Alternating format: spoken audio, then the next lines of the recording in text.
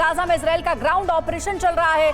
IDF को मिली है बड़ी कामयाबी। बताया जा रहा है कि हमास के ट्रेनिंग बेस पर इजरायली कब्जा सैनिकों ने फहराया इजराइल का झंडा। ये देखिए, आपको वीडियो दिखा रहे हैं। कहा जा रहा है कि हमास के ठिकाने पर कब्जा कर लिया गया है और इजराइल ने उसके बाद अपने देश का झंडा भी फहराया है।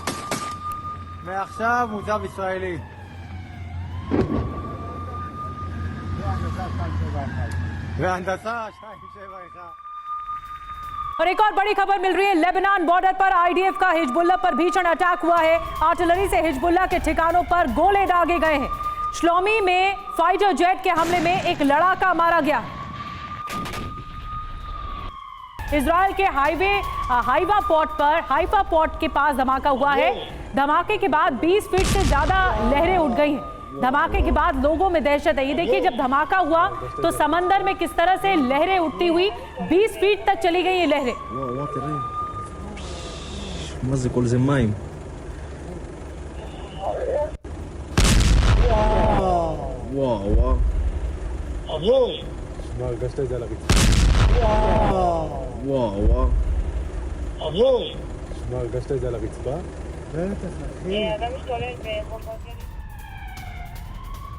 और वॉर जोन से अगली बड़ी खबर, गाजा के जंगी मैदान में भीषण जंग चल रही है। गाजा में आमने सामने की जंग का वीडियो आया है। आईडीएफ और अल कसम लड़ाकों के बीच युद्ध चल रहा है। आईडीएफ के जमीनी हमले जारी हैं। हमास की घेराबंदी में जुटी है आईडीएफ।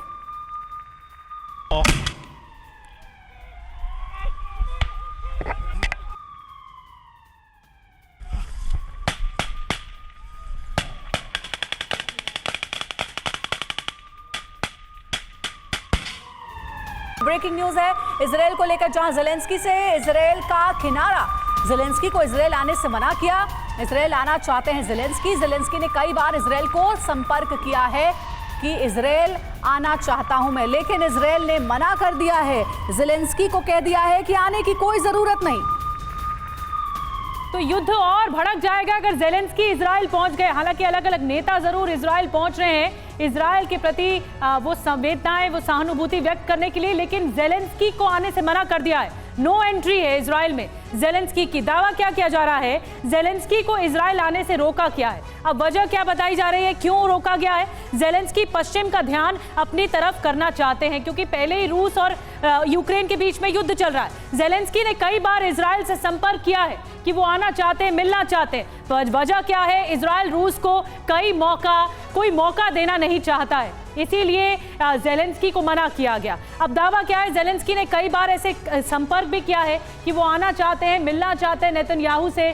कई तमाम राष्ट्राध्यक्ष अलग अलग देशों से मिलने आ रहे हैं नेतन्याहू से। तो वजह साफ है कि इजराइल मौका नहीं देना चाहता कि पश्चिमी देशों को संपर्क करें ज़ेलेंस्की। इसी बहाने मनीष, ये तो एक ऐसा पैंतरा है जो इजराइल ने बता दिया है कि ज़ेलेंस्की की नो एंट्री होगी। अभी ज़ेलेंस्की अलाउड नहीं है क्योंकि पहले ही वो युद्ध क्षेत्र में है। एक और युद्ध के मैदान में आकर क्या करेंगे। देखिए, आधे दर्जन से अधिक देशों के राष्ट्राध्यक्ष इस वक्त 7 अक्टूबर से लेकर अब तक इजराइल आ चुके हैं।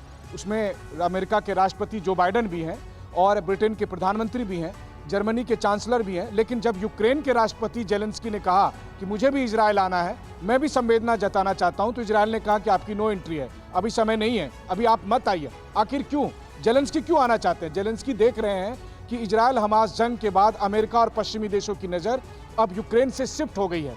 वहीं दूसरी तरफ इजराइल ये समझ रहा है कि ज़ेलेंस्की का तेल अवीव या जेरूसलम आने का मतलब है, इजराइल की धरती पर आने का मतलब है कि रूस के साथ इजराइल के संबंध और खराब होंगे। रूस के साथ इजराइल इस वक्त संबंध को खराब नहीं करना चाहता है क्योंकि रूस के इशारे पर ईरान कुछ कर सकता है, रूस के इशारे पर मिडिल ईस्ट की आग और भड़क सकती है। और इजराइल नहीं चाहता है कि इस वक्त किसी भी हालत में पुतिन को नाराज किया जाए। और इसीलिए ज़ेलेंस्की के बार बार अनुरोध करने के बावजूद नेतन्याहू बार बार उसे मना कर दे रहे हैं कि अभी समय ठीक नहीं है, अभी आप मत आइए। और आप सोचिए, सिर्फ और सिर्फ ज़ेलेंस्की हैं जिन्हें आने से इजराइल में मना किया गया, वरना दुनिया के कोई भी नेता अगर कह रहे हैं कि मुझे इजराइल आना है, मुझे संवेदना जताना है, और इजराइल को भी दरकार है भी समर्थन की, दुनिया भर से समर्थन की दरकार है, लेकिन इसके बीच में उन्होंने एक क्लॉज केवल लगा दिया है कि कंडीशन अप्लाई, यूक्रेन का समर्थन नहीं चाहिए। बिल्कुल मनीष, सही कह रहे हैं आप। इससे पहले अमेरिका हो, जर्मनी, इटली, फ्रांस और ब्रिटेन सबके शीर्ष नेता पहुंच चुके हैं इजराइल, लेकिन ज़ेलेंस्की की नो एंट्री है इजराइल में। हमास ने अल यासीन 105 मिसाइल का वीडियो जारी किया है। वीडियो में मिसाइल से टारगेट पर हमलों को दिखाया गया है। अल यासीन मिसाइल से आईडीएफ को काफी नुकसान पहुंचा रहा है हमास। अगली बड़ी खबर, आईडीएफ फिलिस्तीन समर्थकों में झड़प हुई है। यरूशलेम के वादी अल एज़ोज़ में झड़प, अलग-सा कूच कर रहे थे प्रदर्शनकारी, आईडीएफ ने दागे आंसू गैस के गोले।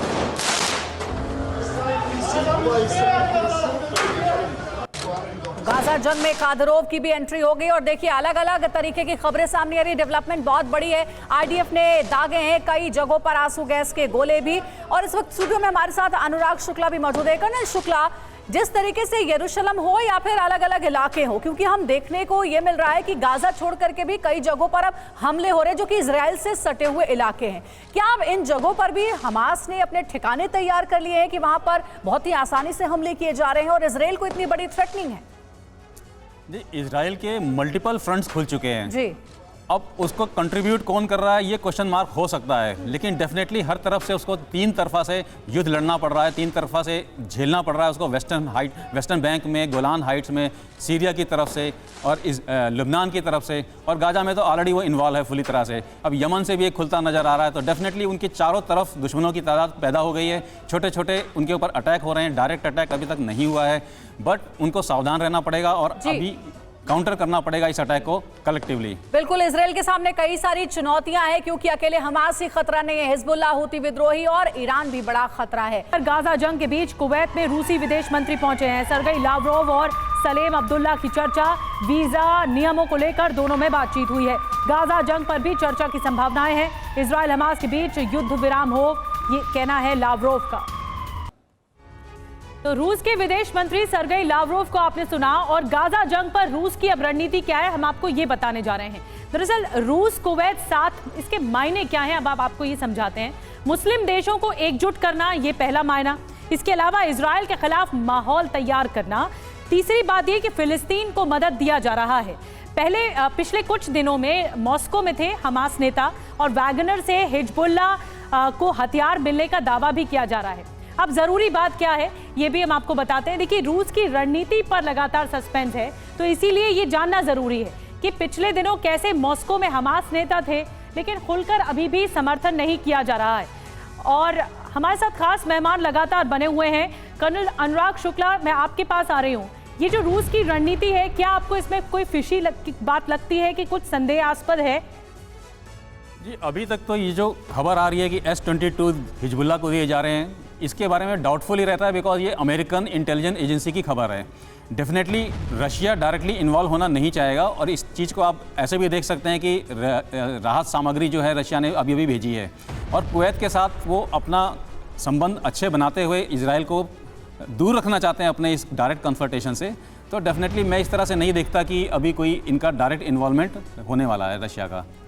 ठीक है, एक बड़ी खबर और बता दें। गाजा जंग में रमजान कादिरोव की एंट्री हो गई है। डॉनबास से फिलिस्तीन की तुलना की गई है। पश्चिमी देशों को जंग का मास्टरमाइंड बताया गया है। यूक्रेन जंग और गाजा जंग के पीछे पश्चिमी देश हैं, ये भी कहना है। फिलिस्तीन में इजराइल के क्रूर हमले किए जा रहे हैं। तो डॉनबास से फिलिस्तीन की तुलना की गई है। पश्चिम को जंग का मास्टरमाइंड तक बताया गया है।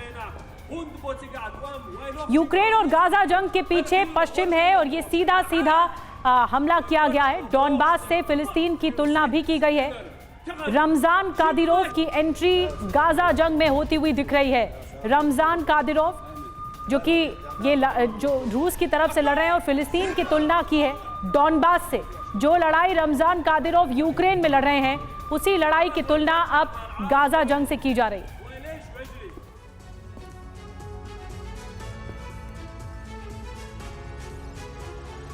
तो आपको जल्दी से बता देते हैं गाजा जंग को लेकर के क्या दावे किए गए, जिसमें हमास और चेचन लड़ाके अगर एक साथ आ जाते हैं तो विध्वंस होना तय माना जा रहा है। देखिए, कादिरोव का दावा है इजराइल को पश्चिमी देशों को संरक्षण प्राप्त है, और पश्चिम के इशारे पर गाजा में नरसंहार हो रहा है। यूक्रेन को पश्चिम देशों ने उकसाया है, दुनिया को पश्चिम का असली चेहरा दिखा। और उसके बाद तीन बड़े सवाल जो उठ रहे वो ये, क्या चेचन गाजा जंग में घुसना चाहता है? क्या पश्चिम वर्सेस बाकी दुनिया की जंग कादिरोव चाहता है? एक और सवाल, क्या जंग को विश्व युद्ध में बदलने की कोशिश है? तो सुशील सर, इन 3 बड़े सवालों में आपको कितना दम नजर आता है? क्या चेचन लड़ाके हमास का साथ देंगे इस युद्ध में? देखिए, ऐसा है कि ये जो हम युद्ध चल रहा है गाजा पट्टी में, इसको हमास हो, खासकर हमास इसको बढ़ाना चाहता है कि जितने उसको सपोर्टर मिल सके, जितना बढ़ावा उसको मिल सके। और अभी तक केवल हिजबुल्लाह भी जो है जो उनको मदद दे रहा है, वो बड़ी बाहर से मदद दे रहा है, थोड़ी बहुत वो कर रहा है। ये चेचन जो है ये भी अपनी लाइमलाइट में आना चाहते हैं, तो उनकी भी कोशिश है कि वो हमास के साथ मिलें और जो है इसको बढ़ाया जाए। एंड जैसा हम अभी बात चल रही है यूक्रेन की बारे में, तो यूक्रेन में जेलेंस्की वो उनका अपना एंगल इसमें आ गया है। तो धीरे धीरे जैसा हम समय बीत रहा है, हम देख रहे हैं कि और देश अपने अपने उद्देश्य पूरे करने के लिए इस गाजा पट्टी में जो चल रहा है उसको इस्तेमाल करना चाहते हैं। तो उसमें चेचन भी इसमें इन्वॉल्व है। अब रशिया का आपने देखा कि हर मुल्क ये सोच रहा है कि उसका लक्ष्य साधा जा सके, उसका ऑब्जेक्टिव पूरा हो सके, और इसी की आड़ में ये सब तमाम जो फ्लेक्स मसल हो रही है वो हो रहा है। एक और बड़ी खबर है, मैं आऊंगी उसके बाद सिवात सर आपके पास। गाजा जंग के बीच अमेरिका की घेरेबंदी हो रही है। भूमध्य सागर में अमेरिका का युद्धाभ्यास हो रहा है। अमेरिकी नेवी के छठे बेड़े की वॉर ड्रिल की जा रही है। समंदर में शक्ति प्रदर्शन से ईरान को सख्त संदेश है, ये मैसेजिंग है ईरान को। नसरुल्लाह की धमकी के बीच युद्धाभ्यास किया जा रहा है।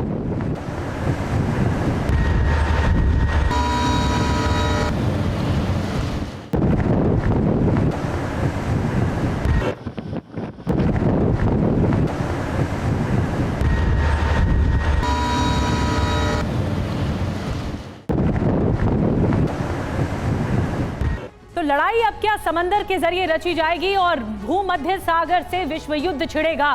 आपको बता दें डिटेल में हो क्या रहा है इस युद्धाभ्यास के बारे में। अमेरिका का वॉरशिप इटली के युद्धपोत भी तैनात हैं। यूएसएस जेराल्ड, आईटीएस वर्जिनियो फासन, ये अमेरिका के युद्धपोत और इटली के युद्धपोत तैनात हैं। इसके अलावा हम आपको बता रहे हैं कि किस तरह से इनकी खासियत है। यूएसएस आइजनहावर ये भी तैनात है, अमेरिका का वॉरशिप है। इटली के जो युद्धपोत हैं उसमें आईटीएस कार्लो मार्गेटिनी तैनात किया गया है और ये भूमध्य सागर में हुआ है, मेडिटेरेनियन सी में। यूएसएस माउंट विटनी ये भी अमेरिका का वॉरशिप है। और अब मायने क्या है? समंदर में शक्ति प्रदर्शन दिखाने की कोशिश है। गाजा जंग के बीच ये बारूदी युद्धाभ्यास है, ये दिखाने की कोशिश है कि ताकत हमारे पास है। गाजा जंग में इजराइल को समर्थन सीधा सीधा अमेरिका का है और यही मायने हैं। 3 दिन तक अमेरिका इटली की वॉर ड्रिल चलेगी। ईरान हिजबुल्लाह हूती को ये बहुत बड़ा सख्त संदेश है, यानी मिलिशिया गुट को। ड्रिल में 11,000 से ज्यादा जवान शामिल हो रहे हैं और गाजा जंग से दूर रहने की चेतावनी भी दी गई है। इसका मायना सीधा सीधा ये है। तो ये मैसेजिंग देने की कोशिश है। बहुत क्विक रिएक्शन से बात सर, एक बहुत क्विक रिएक्शन, मैं ब्रेक लूंगी, उसके बाद वापस लौटेंगे। से मैसेज दे रहा है, ईरान को भी दे रहा है। मेडिटेरेनियन सी में जिस प्रकार से 2 एयरक्राफ्ट कैरियर ग्रुप, 28 शिप, 15,000 के करीब उसने अपने सैनिक उतारे हैं, तो ईरान को ये एक साफ सुथरा मैसेज है, आप इस लड़ाई में ना कूदें। और कहीं ना कहीं एक प्रेशर टैक्टिक्स है हिजबुल्लाह को भी, हमास को भी और हौती रिबल को, कि अमेरिका इजराइल के साथ खड़ा है। तो ये प्रेशर टैक्टिक्स है और ईरान को इसका सीधा संदेश है अमेरिका और इटली की ओर से।